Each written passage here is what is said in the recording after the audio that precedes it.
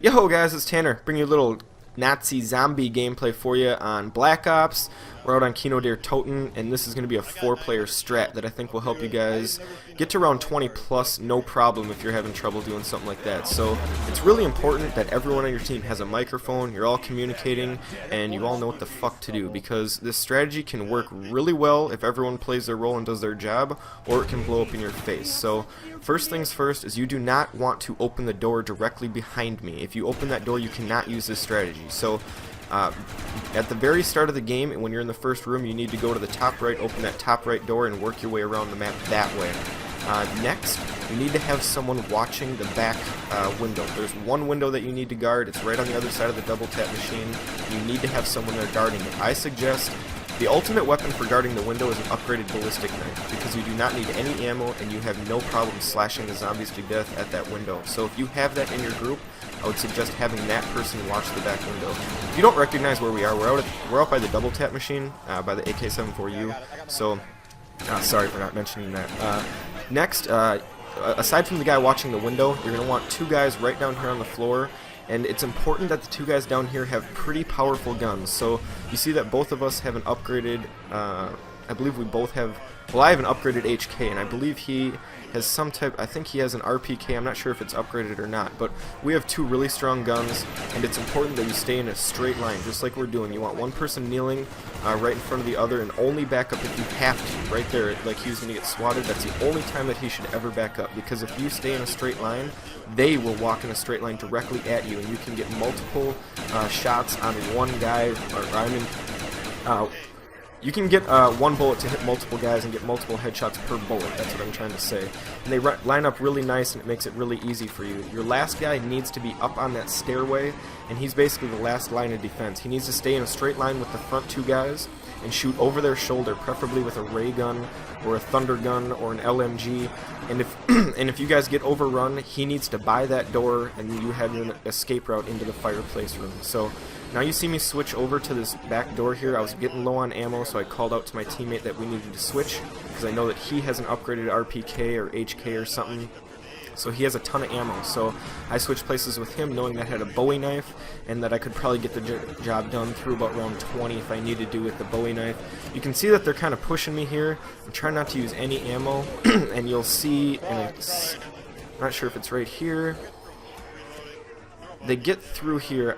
Yep, this guy gets through, and right here you're going to see, boom, he blows up, and that's our defense system. When you buy claymores, eventually you want to buy claymores for back here, and put your claymores up in a defensive position. Don't waste them all out in the front where you're going to kill one or two zombies at the start of the round. Put them in a defensive position where if you get overrun, it will kill the zombie overrunning you, giving you time to reload or rebuild or whatever you needed to do. So that's our mentality with the claymores. We have them set up defensively all throughout this little back nook here. So you see me just Bowie knifing the shit out of these guys. I'm getting a bunch of points. I'm saving my ammo. My teammates are all killing all of the zombies on the front. So with this strategy, there's really only two areas that you need to be watching, and the huge bulk of the zombies will come from the front part. So this strategy is really good because you can concentrate 3 of your best guns on the mob of zombies, and then focus one guy on the back, preferably with some type of knife or upgraded knife, along with a backup gun like a ray gun or an upgraded LMG. And then at the end of each round, try to create a crawler. Right here you see he's actually a runner. He's not a crawler yet, but one of my teammates, Zito, he's about to make him into a crawler. And it's important to make a crawler just to give yourself some time to go hit the random box, go buy perks, upgrade weapons, repair windows, whatever you gotta do. At this point, we don't need to repair anything. We have a ton of money, so we're set up pretty well. We just need to get some guns. I believe Zito needs to upgrade his ray gun, a gun that he gets. He's looking to get a ray gun. He's got a ton of money, and he starts hitting this box, and he hits it 1 billion times. And I'm just gonna fast forward through here quick, because he hits it a bunch of times, and he ends up getting a teddy bear, and then it switches rooms, and we have to go over there. And so we're just gonna go super fast mode. And this is the point where when you have this much money, you need to just start hitting the box to get the best guns possible. So right now I have a Zeus cannon upgraded. Well, it's the thunder gun upgraded to the Zeus cannon. Then I have this HK upgraded, And so really the only thing that I would be looking for is monkey bombs, and I believe that I decided that I will look for monkey bombs, but I'm the last one to go because that's the only thing that I need. I want to make sure my teammates get what they can, and the crawler ends up bleeding out, so I have to kind of shift my focus and not go for the monkey bombs. But you really need monkey bombs for this strategy, because if someone gets downed and you don't have a lot of firepower with quick revive, you're going to be in trouble. So here you see the crawler bled out or died or something, and now it's the dog round. So when you get up to about round 20, you should have, at this stage, you should have all of your perks, 2 good weapons upgraded, and the dogs should just basically be a walk in the park. And we typically use the dog rounds to run around and do whatever we need to do.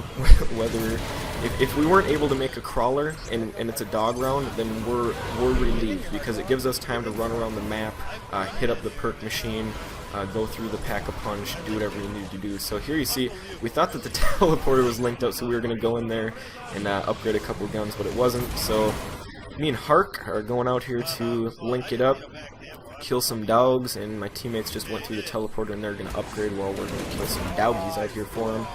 And when they get back down, then we're going to have to run into the alley, and that's basically going to be the most dangerous part of this little strat here, is going to and from the alley, because once you kill the crawler, or once you kill everyone but the crawler, you're not necessarily guaranteed that he's going to live forever. And once you leave that alley, if he dies, you can be in a lot of trouble if they start to flow into that alley before you get there, because now you have to get to the alley, kill them all out of there, and then get the horde that's flowing in there to kind of back down a little bit to regain your composure, which can be really difficult. So here you're going to see us make a mistake, and we're not communicating the best right here, and I don't know how dire their situation is running from the teleporter, and I should have gone back and helped them with the Zeus cannon, but they had upgraded weapons, and I was kind of panic mode because Hark is up here alone, and I didn't want to leave him alone at our spot, so I'm running back and forth here, and I don't know what to do. And at this point I realized that we are probably in a bad situation. My teammate Mungry goes down, and I realized that I screwed up pretty big here, so I go in here and thunder cannon these guys, and luckily there's a nuke there, and so I get the nuke, I have quick revive, so I get him up, and we're going to run back to the alley. Now if this happens, and you have a guy that gets downed early, you need to realize that he does not have his perks. He does not have Juggernog, he does not have Sleight of Hand, so you need to put him in the position that's going to keep him safe for the longest, and that's the spot up by the door, because in order for them to get up to that door, they need to get through all 3 of the other teammates, and once they do get to that point, hopefully he can have purchased that door and bought the trap behind him and moved on. So here you're going to see round 21, and now Mungry's got the upgraded crossbow, and if you guys don't know what the upgraded crossbow does, it's basically like 9, I don't know how many you get, 9 or 10, and they all act like a monkey bomb, so you shoot it, and then they all stand there like idiots, like looking at it, and then it explodes. They're not nearly as good as monkey bombs. I don't think the explosion's nearly as big. It doesn't seem to kill as many, and the timer doesn't seem to be as long, so it doesn't it doesn't gather them together quite as well, but it's pretty good. I would suggest, if you have the money, go with something else, and you'll see us kind of acting like idiots during this round. Mungry is desperately trying to get this achievement where he shoots a teammate and then kills 6 people with this crossbow. So you'll see him continually shooting us in the back and then telling us to run into the horde, and we're like, man, fuck that, dude, get out of here. I'm not running out into the horde of zombies to get your challenge, but there goes Zito trying to get the challenge, and I think that I don't know if he got it on that one or not, but one of them got the challenge this game, and can't remember at what point it was, but here you see me getting my Bowie knife on because it's insta-kill, getting some points even though I don't need them, saving some ammo, I guess. And here it starts to get a little dicey for us. We go down a few times in this round, and I mean, once you get to about round 20, the zombies get more difficult to kill, they run a lot faster, they're a lot more aggressive, and there's a shit ton more of them. So overall, it just gets to be more difficult, and usually if you get to round 20 and you make a mistake, you are going to be screwed. So here you are going to see Why monkey bombs are so important. Right now I'm screaming at Mungry to throw a monkey bomb, and right now I'm so pissed that he shot his stupid ass bow and arrow instead of his monkey bomb. Because if he would have thrown a monkey bomb there, I wouldn't have gotten downed and I wouldn't have lost all my perks, but that's what happens. I mean, well, not sometimes, but it takes like 5 seconds to throw out a monkey bomb, and sometimes it takes a little bit to react, and the zombies move really quickly, and panic sets in, and that's when mistakes are made. I mean, there's no time to do really anything in this, so monkey bomb goes out, we revive, and that's where the monkey bombs shine. If someone goes down, throw a monkey bomb instantly, make sure to pick him up and regroup. And right here, after this experience with the thunder gun, I don't like it anymore. I never use this thing. Did you just see that? I shot that horde of them 3 times, and it didn't do anything. So, and then all of the guys that did go down after the 4th blast just stand right back up. I'm not sure what the value of the thunder gun is past round 20 if it doesn't kill the people. So I would suggest swapping this out for a ray gun or an HK or an RPK if possible. Maybe an upgraded ballistic knife if you're going to be watching the back door. That works wonders all the way through about round 25. So yeah, this is pretty much the strategy in a nutshell. It's not much more complicated than this. Stay in a straight line. Everyone know your role. Make sure to have upgraded weapons, monkey bombs, all of your perks, and just go to town and do work. Try to create a crawler at all costs. Try to create a crawler.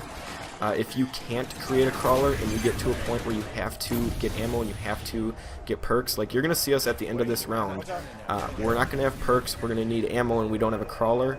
At that point, what you need to do is you need to run out into the middle, grab your perks or whatever you need to do as fast as possible, and meet back at the teleport machine and teleport, and then start the process all over. So try the strategy out. Hope you guys liked the video, and thanks a lot for watching.